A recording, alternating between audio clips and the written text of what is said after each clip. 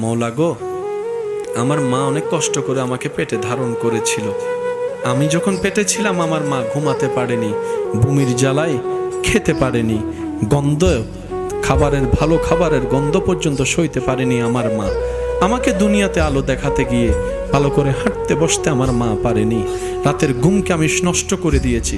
আমার মা যখন সারাদিন কাজ করে ক্লান্ত শরীর নিয়ে রাত্রে একটু ঘুমাতে যেত, আমি সন্তান মায়ের পেটে থেকে কিছুক্ষণ ডানে লাথি মেরেছি, কিছুক্ষণ বামে লাথি মেরেছি।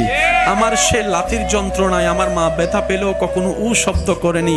আমার বাবার ঘুমটা ভেঙে যাবে বলে, আমার দাদির ঘুম ভেঙে যাবে বলে, আমার নানির ঘুম ভেঙে যাবে বলে বুঝতে দেয়নি। আল্লাহ গো, আমার মার জন্য আমি যদি চামড়া দিয়ে জুতোও বানাই দিই, আমার মা বাবার হক আমি আদায় করতে পারবো না। কিন্তু আজকে তো আমি অপারগ, কারণ এমন বাস্তবতা, কুল্লু নাফসিন যায়িকাতুল মউত, এটা এমন ছিল বাস্তব।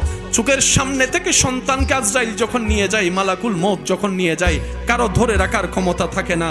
আল্লাহ গো, আমার মা এতদিন আমার কাছে ছিল, দূরে থাকলো মাটা বাবাটা আমার কাছে ছিল, সন্তানটা আমার কাছে ছিল। আজকে তো ইন্না লিল্লাহি ওয়া ইন্না ইলাইহি রাজিউন। মওলা তোমার দিকে চলে গিয়েছে, তোমার দিকে চলে গেল।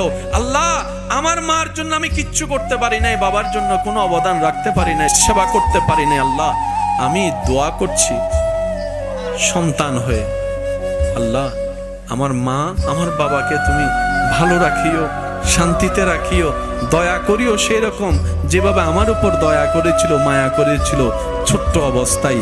এদিকে সন্তানের হাত উঠবে, এদিকে রবের দয়া উন্মুক্ত হবে, জাহান্নামী হলো আল্লাহ চাইলে দয়া করে জান্নাতি বানাই দিবে। সুবহানাল্লাহ।